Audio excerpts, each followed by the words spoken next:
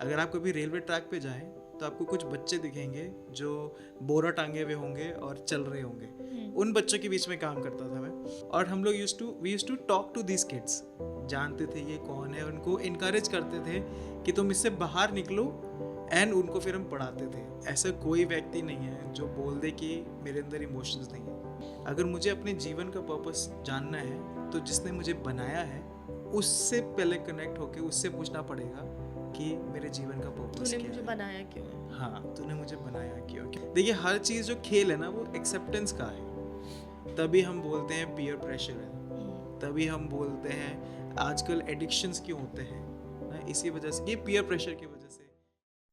Hello दोस्तों, welcome to Dil connect. मैं हूँ आपकी होस्ट निर्वी और आज हमारे साथ शो पर जुड़ रहे हैं हर्षित, जो पूरे दिल्ली वाले हैं। और आज हम दिल्ली वालों के साथ बहुत ही मज़ेदार कॉन्वर्सेशन करने वाले हैं। वो एक सोशल एक्टिविस्ट भी हैं और वो आज हमसे बात करने वाले हैं बड़े इंटरेस्टिंग टॉपिक्स पे, जैसे मर्दानगी, मैनहुड, जिसको हम मैस्कुलिनिटी भी बोलते हैं। So Harshit, welcome to Dil connect. Thank you Nirvi. मैं बहुत एक्साइटेड हूँ। जब आपने बोला कि प्रॉपर दिल्ली वाला है तो मेरे अंदर का वो दिल्ली वाला एकदम से जाग गया। हम एक बार दोबारा से इंट्रो करते हैं। हाँ। निर्वी दिस साइड। ओह हाँ, क्या, how was that, how was that? Harshit this side. तो चलिए, हर्षित आज हमें बताने वाले हैं मर्दानगी का मतलब। और मर्दानगी, मैस्कुलिनिटी, पर इन सब में मुझे जो सोशल एक्टिविस्ट वाला एंगल है वो समझ में नहीं आ रहा है। हाँ, और क्यों ना हम उसे अपनी ऑडियंस के लिए सरप्राइज रखते हैं आज। बिल्कुल, बिल्कुल। ऑल्सो मैं बताना चाहूँगी हमारी ऑडियंस को कि हर्षित का जो अ, दिल है, वो वो जो काम करते हैं, वो उनका जो हृदय है या जो बर्डन है उनके दिल में, वो है डेस्टिट्यूट चिल्ड्रन के लिए। उन बच्चों के लिए जिनको छोड़ दिया जाता है, जिनको सड़कों पर छोड़ दिया जाता है, जो अनाथ होते हैं, जिन्हें कोई पूछने वाला नहीं होता। Back to our conversation again. Yes. मर्दानगी का क्या मतलब है? मर्दानगी का मतलब है कि अगर बोला जाए तो जो व्यक्ति एकदम बीफ्ड अप नहीं होता, है ना? वैसा कि बॉडी-शॉडी है, जैसे बॉलीवुड के अंदर एक सलमान खान जो है, नहीं, वो मैं एक डायलॉग बोलूँ एक? मारो, मारो, मारो, कौन-सा? No steroids, only natural. मुझे एक रॉकी और रानी का भी एक डायलॉग याद आ रहा है। याद है आपको, कौन-सा है?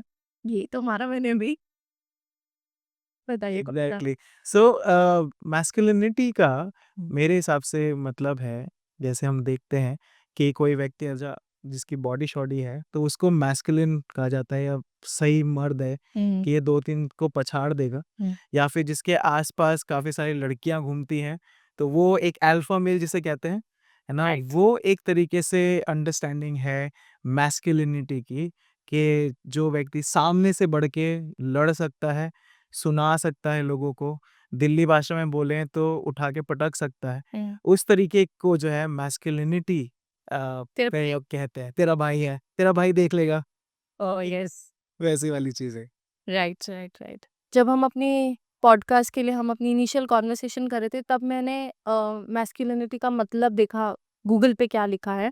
तो उसपे लिखा है कि masculinity is constructed and defined socially, historically, politically, refers to roles, behaviors and attributes rather than biologically driven.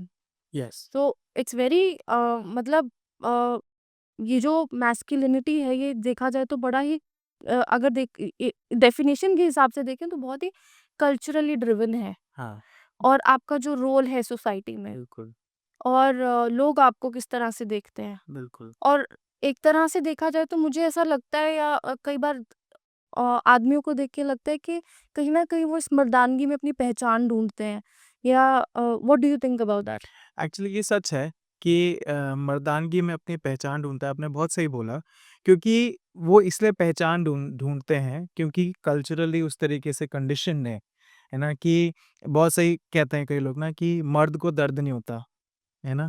मर्द रोते नहीं हैं, हुँ। अगर कोई रोता है तो तू क्या बुज़दिल है हाँ, उसको वीकनेस बताया वीकनेस कहा जाता है। जाता है। राइट। सो इसीलिए जो है एक तरीके से सेट मोल्ड जो होता है वैसा बना दिया गया है कि अगर ये मर्द है तो इसको ऐसा ही रहना पड़ेगा।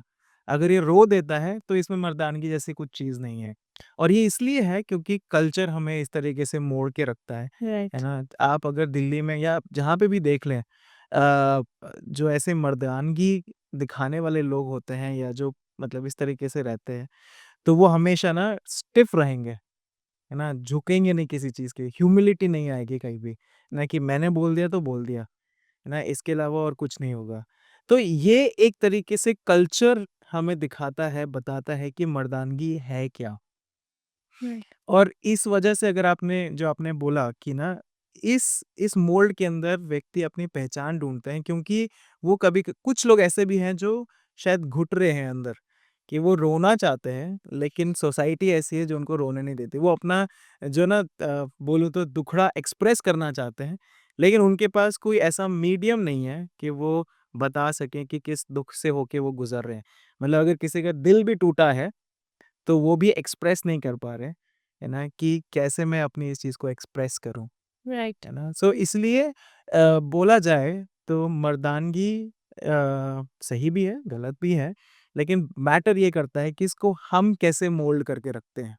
आई हुँ, आई थिंक मर्दानगी मर्द हो तो मर्दानगी है, पर उसकी जो सही डेफिनेशन है एग्ज़ैक्टली, उसको जानना ज़रूरी है। बिल्कुल। There is a social platform जहाँ पर मैं काफ़ी इन्वॉल्व्ड हूँ, और उस सोशल प्लेटफ़ॉर्म पे अक्सर कई बार लाइव चली जाती हूँ, हुँ, और काफ़ी सारे लोग हमारे साथ उस सोशल प्लेटफ़ॉर्म पे जुड़े हुए हैं।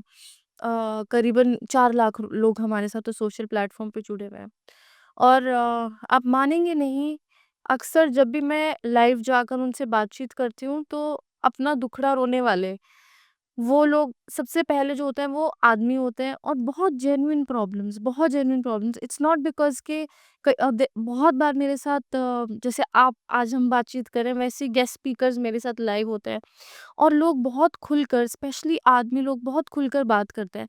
और मुझे लगता है कहीं न कहीं उसका रीज़न ये भी है कि आपकी पहचान वहाँ पर किसी को दिखाई नहीं देती। हुँ, आप वो 100 कमेंट्स के बीच में आप कहीं खो जाते हो, बिल्कुल, या फिर दोबारा कोई पढ़ नहीं सकता आपने क्या लिखा है, पर आपका जो इश्यू है वो एक प्लेटफ़ॉर्म पे एड्रेस हो गया, और किसी ने बिना नाम लिए आपकी प्रॉब्लम का सॉल्यूशन दे दिया, है ना? बिल्कुल। और ये मेरे लिए इनिशियली जब मैं ये करने लगी थी तो मुझे बहुत शॉकिंग लगता था ये देख के कि ज़्यादातर ओपन होने वाले लोग जो हैं उसमें, मैं 70% भी नहीं बोलूँगी, मैं आपको बोलूँगी 90% जो खुलकर अपनी बात रखने वाले थे, वो आदमी लोग थे। और उसको देख के रियलाइज़ होता है कि वो कितने लोनली हैं अपनी लाइफ़ में। बिल्कुल, बिल्कुल। मतलब आपने जो ये लोनलीनेस इन मेन जो आपने टच किया ना इश्यू, इट्स वेरी फैक्ट। मतलब अगर आप देखें ना हमारे सर्कल में ही अगर आप देखें, we have fathers, we have brothers, we have husbands, मतलब हेड ऑफ द फैमिली है एंड यूजुअली कहा जाता है ना when you are at the mountain top you are alone. जब आप हेड होते हैं तो आप हमेशा अकेले होते हैं। सो इसीलिए उनके पास वो फ़ोरम नहीं होता है, आदमियों के पास वो फ़ोरम नहीं होता है कि वो जाके शेयर कर सकें। एक चीज़ तो ये भी होती है, शायद हो सकती है, कि अगर मैं इसे शेयर करूँगा तो मेरी इज़्ज़त क्या रह जाएगी? अगर मैं इसे ये अपनी फैमिली की बात शेयर करूँगा, तो मेरी फैमिली की इज़्ज़त क्या रह जाएगी? लेकिन ये बहुत ज़रूरी है कि एक प्लेटफ़ॉर्म क्रिएट हो where the men can also come out and speak right. The issues that they are going through.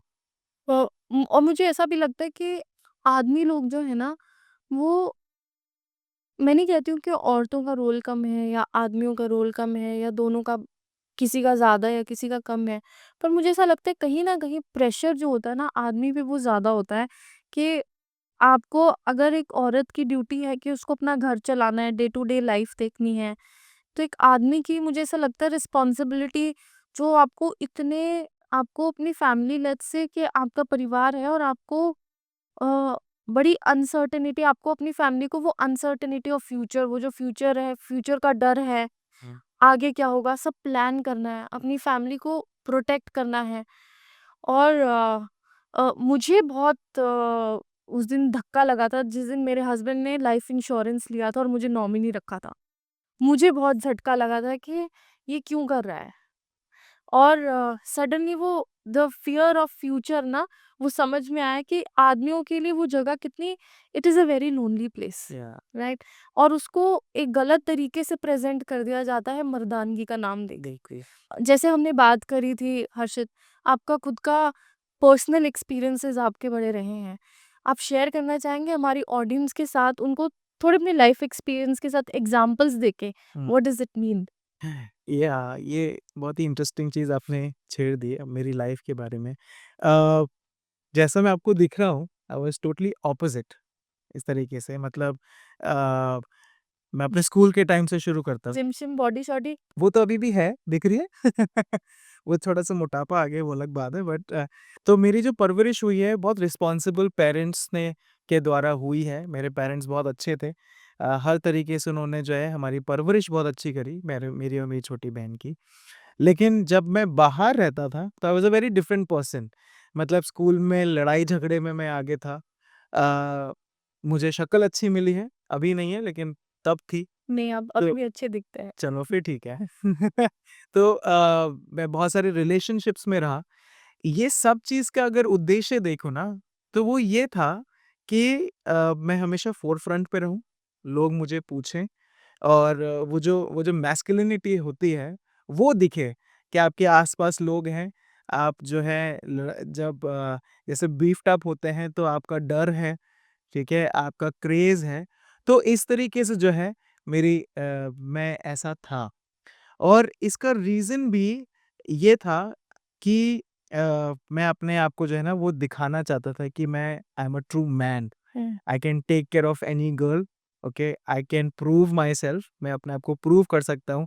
मैं किसी को भी मार के गिरा सकता हूँ। एक एग्ज़ाम्पल बोलूँगा कि मैं और मेरे दोस्त जब मैं आई थिंक 10th स्टैंडर्ड में था, तो हमारा एक लगा कि चलो पंजा लड़ाते हैं, ठीक है? पंजे में मैं हार गया और मैंने उसको बाथरूम में ले जाके बहुत मारा था।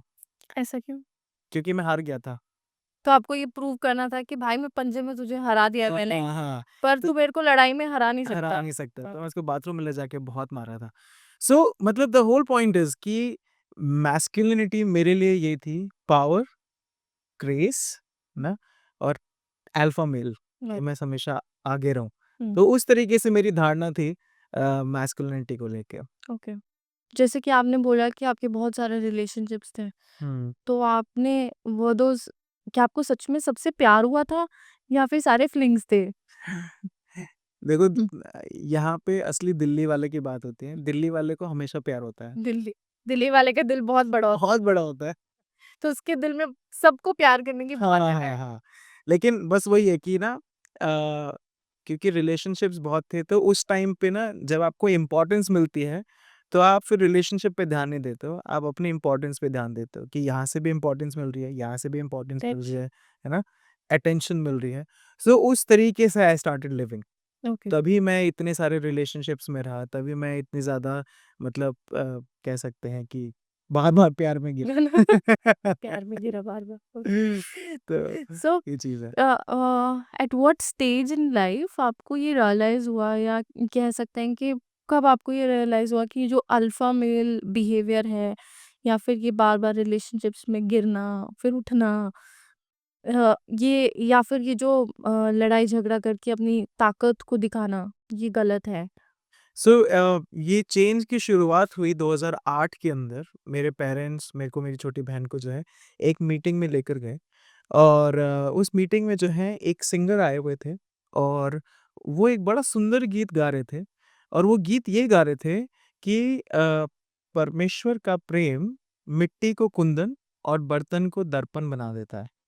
और उन्होंने बस ये बोला कि आप जब ये गीत सुन रहे हैं तो अपनी आँखों को बंद कर लें। हुँ। जैसे ही मैंने अपनी आँखें बंद करी तो विदिन अ फ्लैश हाँ, मेरा जैसा मैं जीवन जी रहा था ना और जैसे मेरे बोल-चाल थे क्योंकि मेरा शब्द शुरू होने से मतलब कुछ भी बोलने से पहले गाली से शुरू होता था और गाली से बंद होता था।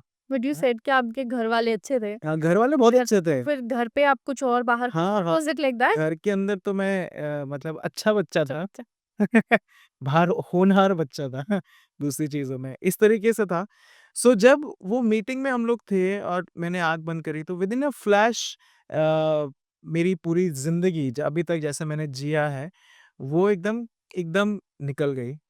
और तब मुझे ये रियलाइज़ हुआ कि मैं कैसा दोगली ज़िंदगी जी रहा हूँ, कि मैं घर में कुछ हूँ, है ना? लोगों के बीच में जो मेरे पेरेंट्स के साथ में फ्रेंड्स हैं सब, उनके बीच में अलग हूँ और बाहर जब मैं दोस्तों के साथ हूँ, चाहे स्कूल में हूँ, मैं बहुत अलग हूँ।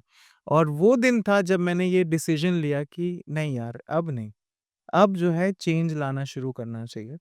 और वो दिन मैंने जब ये डिसीज़न लिया, तब भी चेंज लाना बहुत मुश्किल था एंड मैं वापस गिर गया।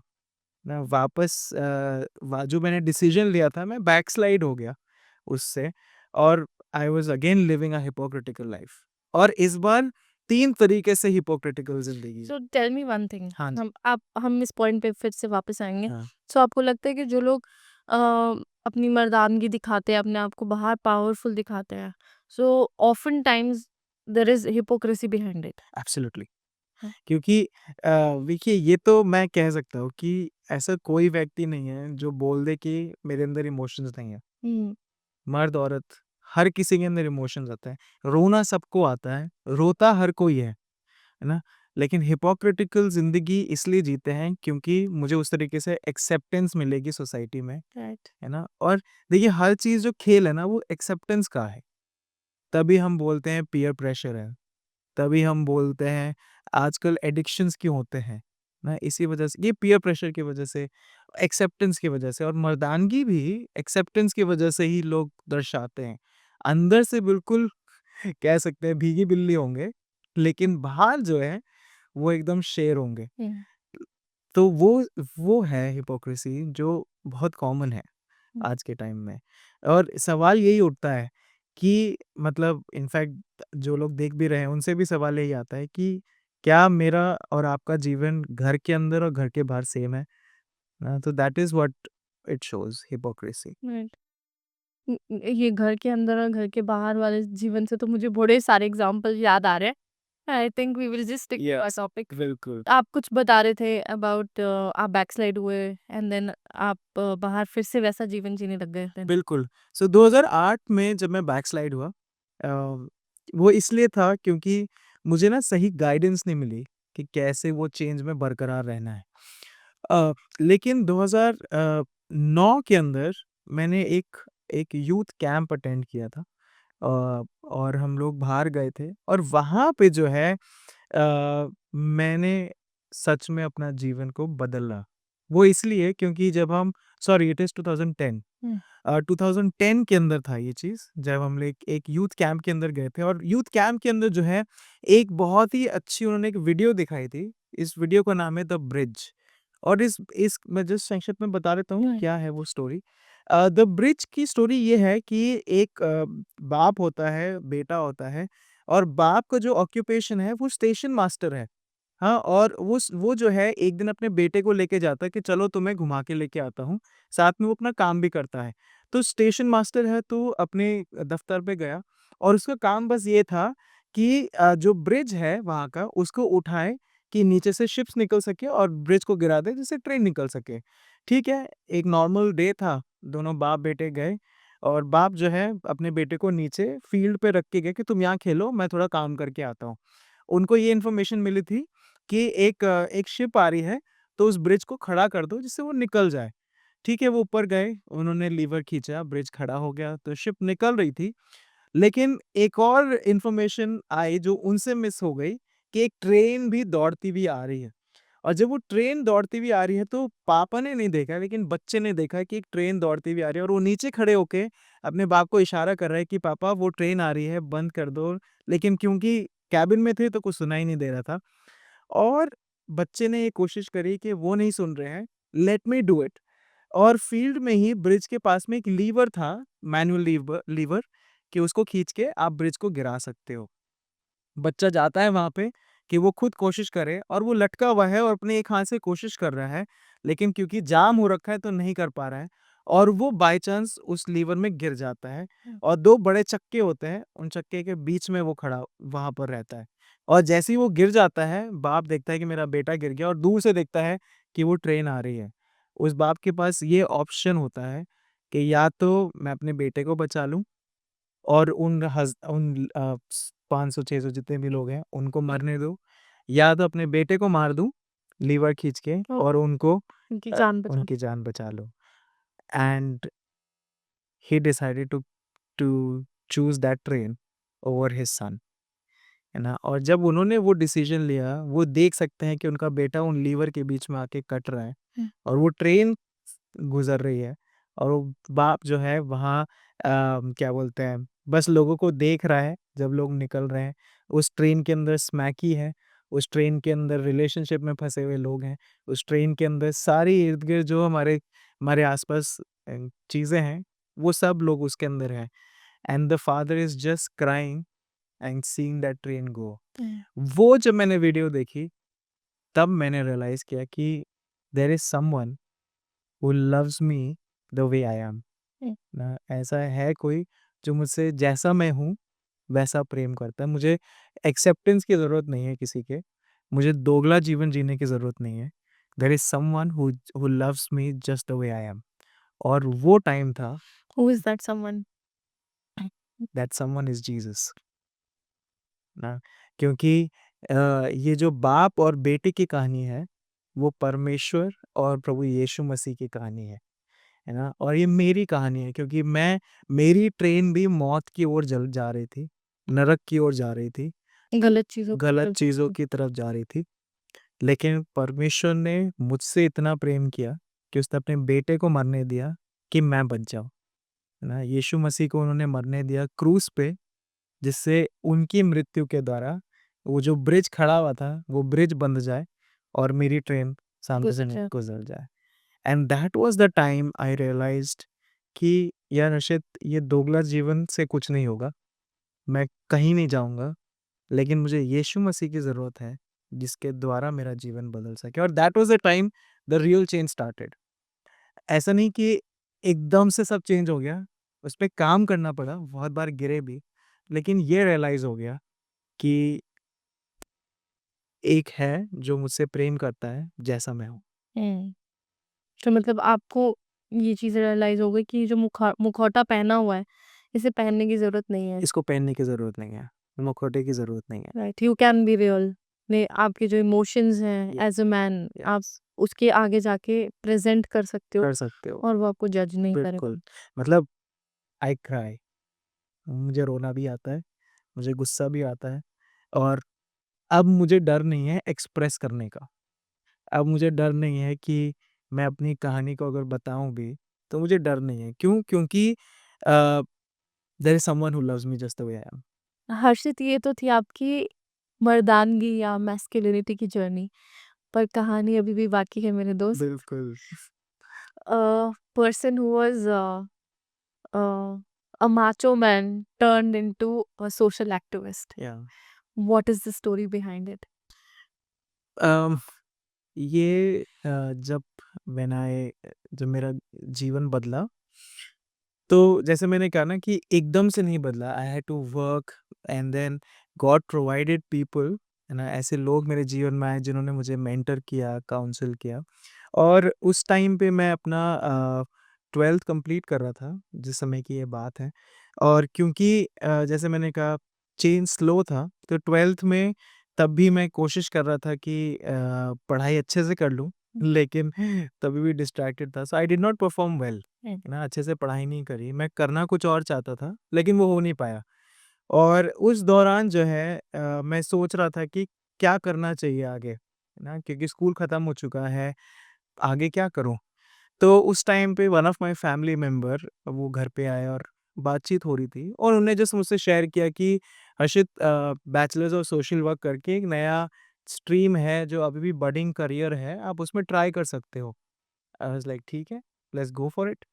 तो फिर मैंने जो है दिल्ली यूनिवर्सिटी के अंदर बैचलर्स ऑफ सोशल वर्क में एडमिशन लिया और वो जर्नी जो थी मेरी, मतलब आपके माइंड में कुछ भी सोशल वर्क जैसा कुछ भी माइंड में नहीं ये था, नहीं सिर्फ था। बडिंग करियर के हिसाब से हाँ, आपने। बस मुझे ये लगा था कि नया करियर है, जॉब आसानी से मिल जाएगी, आगे देखी जाएगी।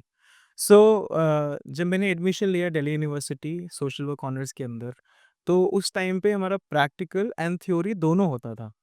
सो वेडनेसडे एंड फ्राइडे हम लोग प्रैक्टिकल करने जाते थे एंड फॉर 3 इयर्स मैं अलग-अलग ऑर्गेनाइजेशंस के अंदर इंटर्नशिप कर रहा था। और मेरी जो पहली इंटर्नशिप थी वो जो विजुअली इम्पेयर्ड बच्चे होते हैं, लोग होते हैं, उनके बीच में थी वो। वो जर्नी, वो शुरुआत थी एज़ अ सोशल एक्टिविस्ट या सोशल वर्कर की शुरुआत थी। क्योंकि जब मैं उनके बीच में काम करता था तो पहले तो हम उनकी केस स्टडी करते थे कि ये बच्चे का कौन है, क्या सोचते हैं, ऑब्ज़र्व करते थे, इनकी रिपोर्ट्स बनाते थे। साथ ही मैं इनको जो है, इनके साथ टाइम स्पेंड करता था, बातचीत करता था और इनके लिए मैं ऑडियो बुक्स रिकॉर्ड करता था, उसी ऑर्गनाइज़ेशन का था।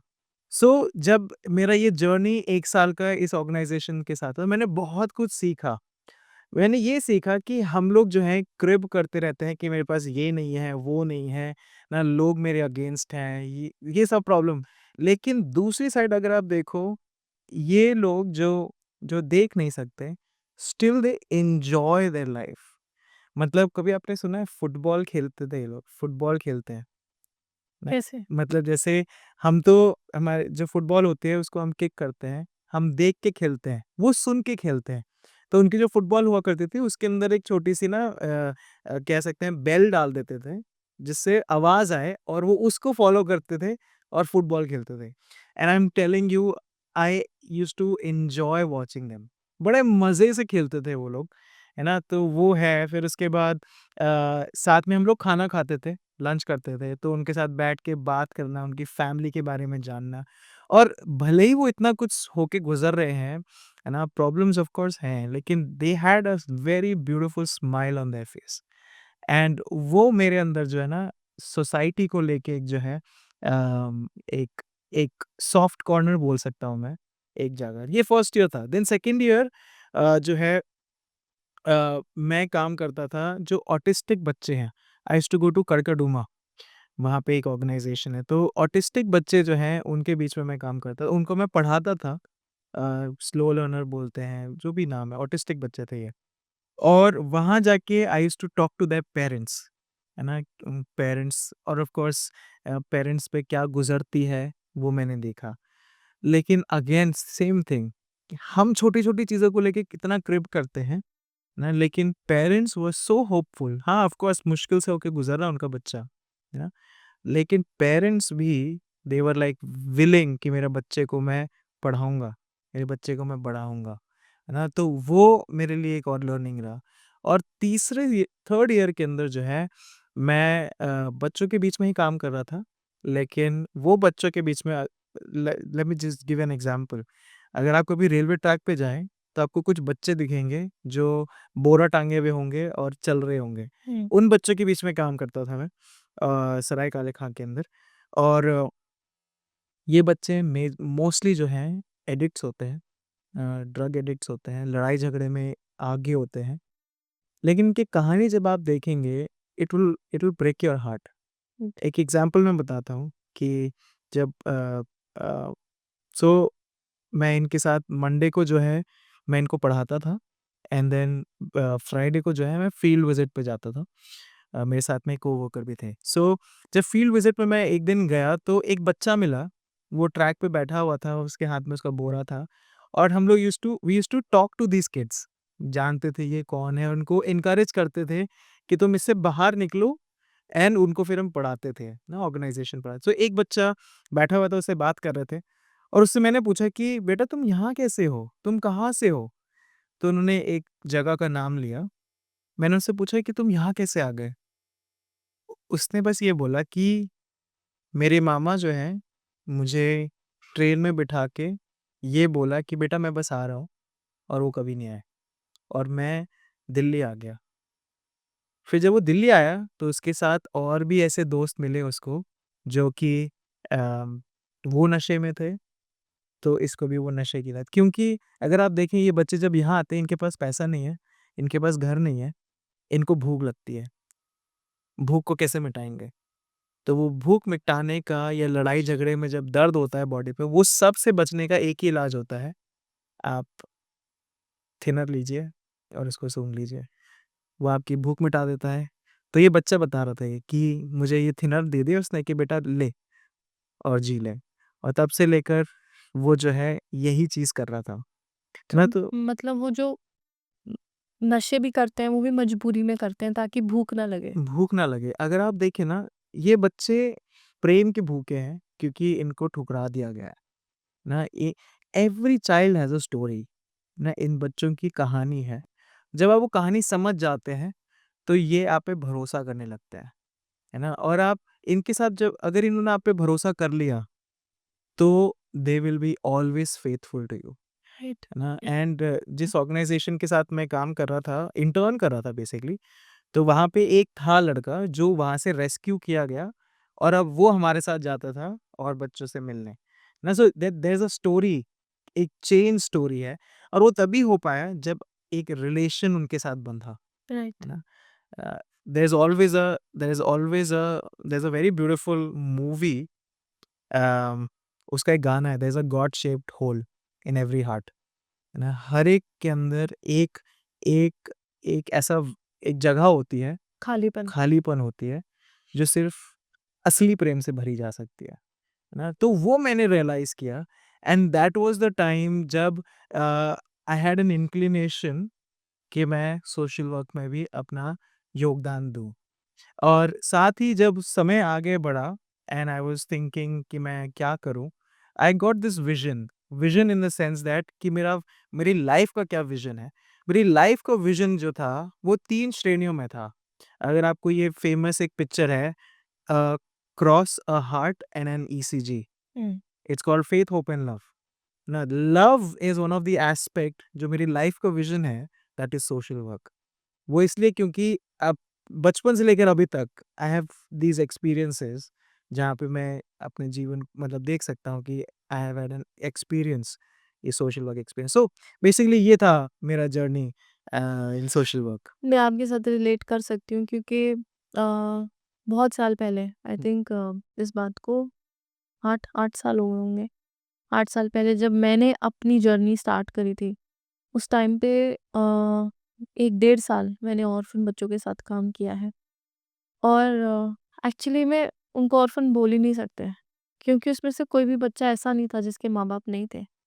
सबके माँ-बाप थे और उनमें से मैक्सिमम लड़कियाँ थी और उनको वो उस ऑर्फ़नेज में छोड़ गए थे वो।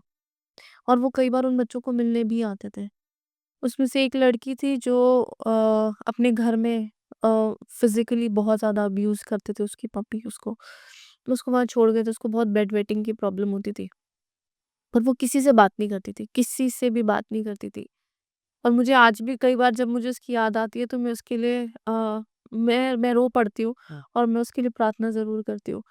तो मुझे याद है एक बार वो बहुत ज़्यादा बीमार हो गई थी एंड मैंने उसको कमरे में लिया और मैंने पूछा उसको, मैं उसका नाम नहीं लूँगी, कि बेटा तेरे को क्या हुआ है?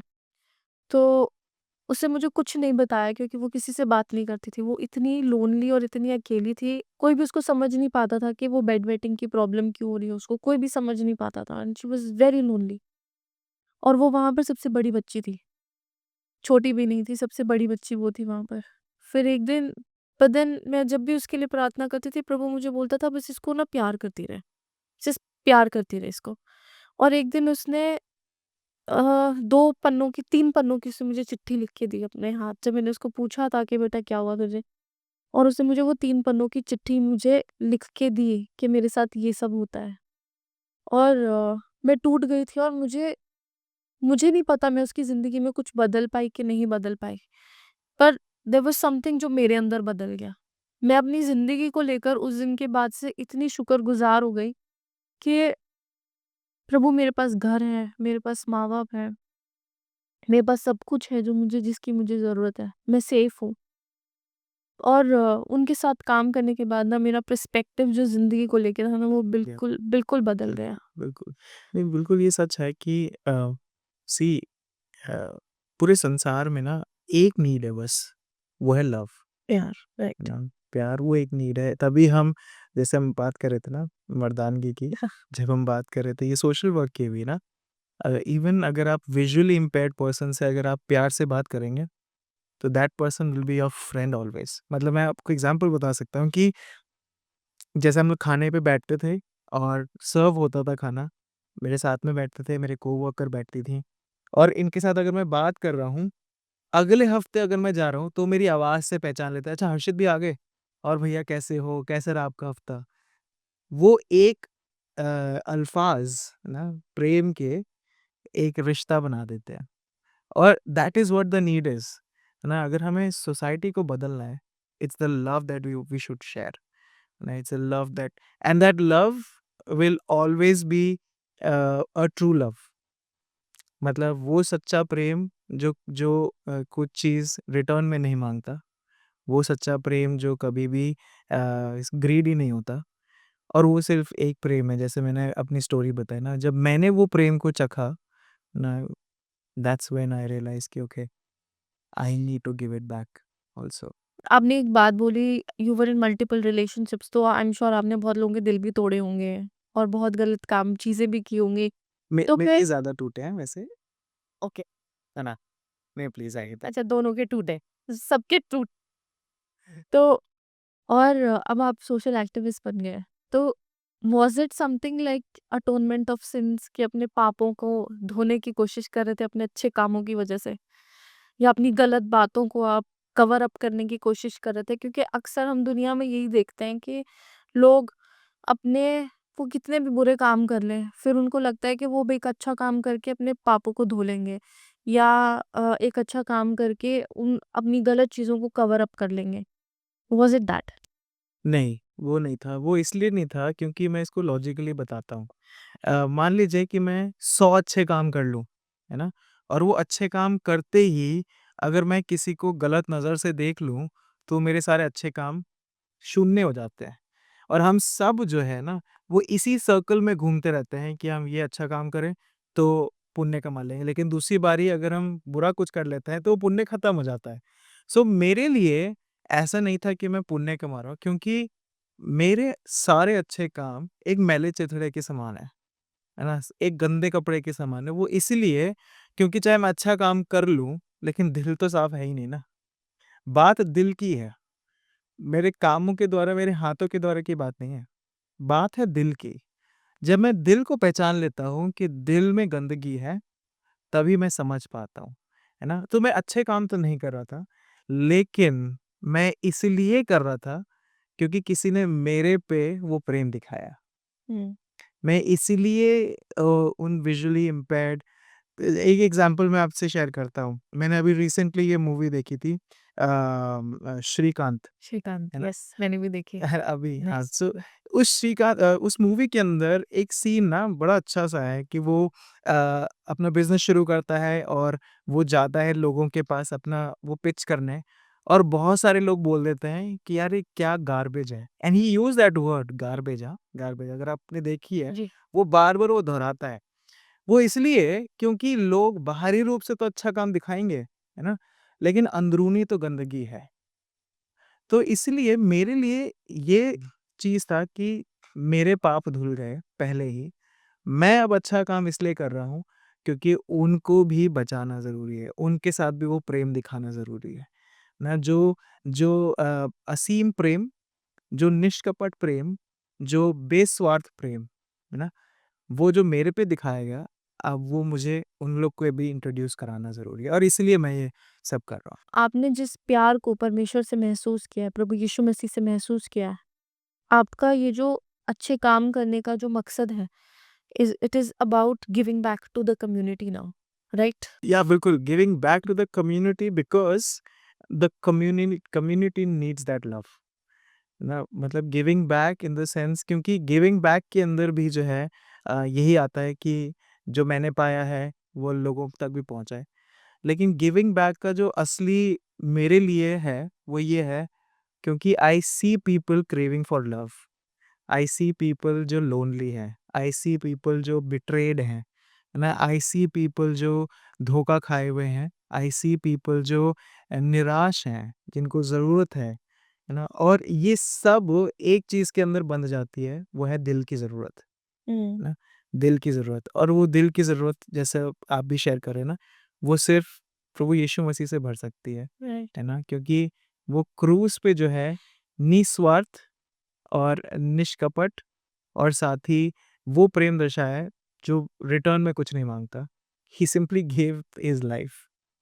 और संसार में कोई ऐसा नहीं है जो Yes, मेरे लिए अपनी जान दे दे। कोई नहीं है, कोई नहीं है। कोई नहीं दे सकता, right? That's the whole point. Harshit, what is the message you would like to give to the people who are looking for meaning in their lives? जो अपनी जिंदगी में पर्पस या मीनिंग ढूंढ रहे हैं, उनके लिए आपके पास क्या मैसेज है आज? मैंने आपकी स्टोरी से ये सीखा है कि आपने अपनी जिंदगी में जो आप कर रहे थे, love that you were pouring out in wrong places, आपने परमेश्वर की मदद से उसको राइट डायरेक्शन में चैनल किया. You are able to give it to the community. आप उन लोगों को क्या सजेशन देंगे जो अपनी ज़िंदगी का मीनिंग ढूँढ रहे हैं? मेरा सजेशन उन लोगों के लिए बस ये है कि इसको भी एक एग्जांपल से बताऊं, राइट? है ना? ये कप को अगर देखें, ये अपना पर्पस नहीं जान सकता जब तक इसका मेकर ना बताए इसका पर्पस क्या है ना? मतलब मतलब कि अगर मुझे अपने जीवन का पर्पस जानना है, तो जिसने मुझे बनाया है, उससे पहले कनेक्ट होके उससे पूछना पड़ेगा कि मेरे जीवन का पर्पस तूने क्या मुझे है? बनाया क्यों है? हाँ, तूने मुझे बनाया क्यों? क्योंकि हम अपने जीवन का पर्पस अपने तरीके से ढूँढते हैं। पैसे के पीछे भागते हैं, जैसे मैंने बताया लड़कियों के पीछे भागते हैं, है ना? फेम के पीछे भागते हैं। लेकिन ये सब चीज़ें जो है हमें एक ऐसे मोड़ पे लाके खड़ा कर देती है, जहाँ पे हम फिर से खाली हो जाते हैं। राइट. पैसा खत्म हो जाता है, गर्ल्स चली जाती हैं, ना? ग्लोरी ऑल्सो गोज़ ऑफ, ना? जो पावर है वो भी खत्म हो जाती है।